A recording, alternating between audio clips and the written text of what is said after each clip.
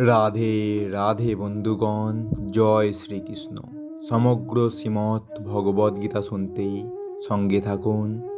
আজ শ্রীমৎ ভগবদ্গীতার সপ্তম অধ্যায় বিজ্ঞান যোগ, শ্লোক 8 এবং 9। ওম নমো ভগবত বাসুদেবায়। রস অহম অপ্সু কৌন্তেয় প্রভাস্মি শশীসূর্যয় প্রণব সর্ববেদেষু শব্দখে পৌরুষং নৃষু। অর্থাৎ, হে কৌন্তেয়, আমি জলের রস, চন্দ্র ও সূর্যের প্রভা, সর্ববেদের প্রণব, আকাশের শব্দ এবং মানুষের পৌরুষ। এর তাৎপর্য এই শ্লোকে বর্ণনা করা হয়েছে কিভাবে ভগবান তার বিভিন্ন জড়া শক্তি ও চিৎ শক্তির দ্বারা সর্বত্র পরিব্যাপ্ত। ভগবান সম্বন্ধে জানতে সচেষ্ট হলে প্রথমে তার বিভিন্ন শক্তির প্রকাশের মাধ্যমে তাকে অনুভব করা যায়। তবে এই স্তরের যে ভগবত উপলব্ধি তা নির্বিশেষ। যেমন সূর্যদেব হচ্ছেন একজন পুরুষ এবং তাকে উপলব্ধি করা যায় তার সর্বব্যাপক শক্তি তার কিরণের মাধ্যমে, তেমনি পরমেশ্বর ভগবান যদিও তার নিত্যধামে বিরাজমান, তবুও তার সর্বব্যাপক শক্তির প্রকাশের মাধ্যমে তার অস্তিত্ব উপলব্ধি করা যায়। জলের স্বাভাবিক স্বাদ হচ্ছে জলের একটি সক্রিয় ধর্ম। আমরা কেউ সমুদ্রের জল পান করতে চাই না, তার কারণ সেখানে বিশুদ্ধ জলের সাথে লবণ মেশানো আছে। আস্বাদনের শুদ্ধতার জন্যই জলের প্রতি আমাদের আকর্ষণ, এবং এই শুদ্ধ আস্বাদন ভগবানেরই অনন্ত শক্তির একটি অভিপ্রকাশ। নির্বিশেষবাদীরা জলের স্বাদের মধ্যে ভগবানের অস্তিত্ব অনুভব করে, এবং সবিশেষবাদীরাও ভগবান যে করুণা করে মানুষের তৃষ্ণা নিবারণের জন্য জলের সৃষ্টি করেছেন তার জন্য তার গুণকীর্তন করেন। এভাবেই পরম পুরুষের উপলব্ধি হয়। প্রকৃতপক্ষে নির্বিশেষবাদ আর সবিশেষবাদের মধ্যে কোনো বিবাদ নেই। যিনি বাস্তবিক ভগবানকে জেনেছেন তিনি জানেন যে নির্বিশেষ ও সবিশেষ উভয় রূপেই তিনি সব কিছুর মধ্যে বিরাজ করছেন, এবং এতে কোনো বিরোধ নেই।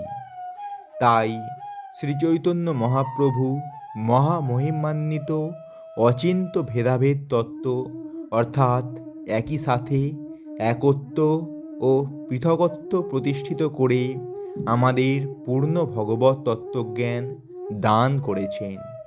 সূর্য ও চন্দ্রের রশ্মিচ্ছটাও মূলত ভগবানের দেহনির্গত নির্বিশেষ ব্রহ্মজ্যোতি থেকে প্রকাশিত হয়।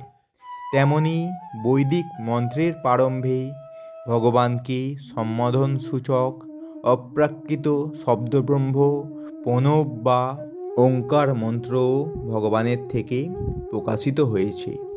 যেহেতু নির্বিশেষবাদীরা পরমেশ্বর ভগবান শ্রীকৃষ্ণকে তার অসংখ্য নামের দ্বারা সম্বোধন করতে খুবই ভয় পায়, তাই তারা অপ্রাকৃত শব্দব্রহ্ম ওঙ্কারের মাধ্যমে তাকে সম্বোধন করেন।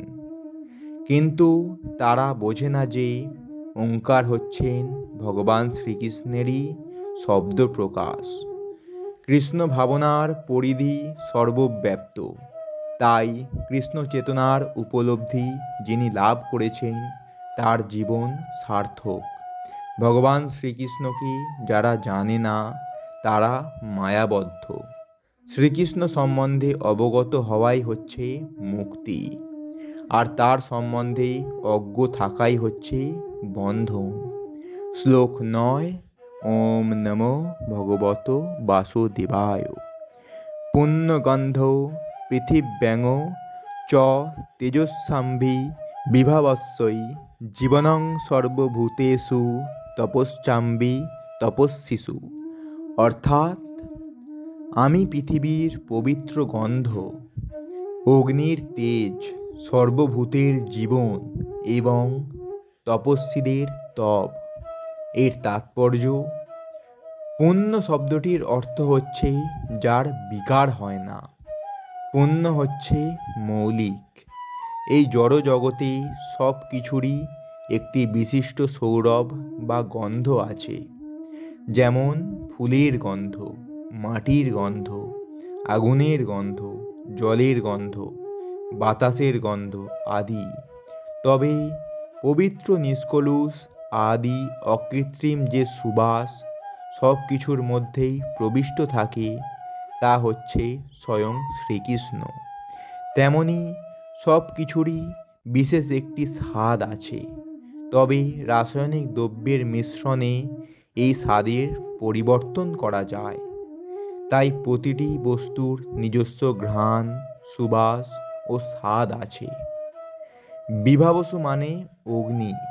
এই অগ্নি ছাড়া কলকারখানা চলে না, রান্না করা যায় না, অর্থাৎ আমাদের দৈনন্দিন জীবনে কোনো কাজই করা যায় না। সেই আগুন স্বয়ং শ্রীকৃষ্ণ। সেই আগুনের তাপই হচ্ছেন শ্রীকৃষ্ণ। আয়ুর্বেদ শাস্ত্রে বলা হয়েছে যে আমাদের উদরস্থ নিম্নতাপের ফলেই অজীর্ণতা হয়। সুতরাং খাদ্য হজম করবার জন্য আমাদের আগুনের প্রয়োজন। কৃষ্ণ ভাবনার প্রভাবে আমরা জানতে পারি যে মাটি, জল, বায়ু, অগ্নি আদি সব রকমের সক্রিয় উপাদান এবং সব রকমের রাসায়নিক ও ভৌতিক পদার্থ শ্রীকৃষ্ণ থেকে উদ্ভূত হয়েছে। মানুষের আয়ুও নির্ভর করে শ্রীকৃষ্ণের উপরে। তাই শ্রীকৃষ্ণের কৃপার ফলে মানুষের আয়ু দীর্ঘ অথবা সীমিত হয়। এভাবেই আমরা দেখতে পাই যে কৃষ্ণ ভাবনা প্রত্যেক ক্ষেত্রেই সক্রিয় রয়েছে। তো বন্ধুগণ, এটাই ছিল শ্রীমদ্ ভগবদ্ গীতার সপ্তম অধ্যায় বিজ্ঞান যোগের শ্লোক 8 এবং 9। এই রকম সম্পূর্ণ শ্রীমদ্ ভগবদ্ গীতা এবং বাংলা অনুবাদ শুনতে আমাদের এই চ্যানেলটি সাবস্ক্রাইব করুন এবং সঙ্গে থাকুন। রাধে রাধে, জয় শ্রীকৃষ্ণ।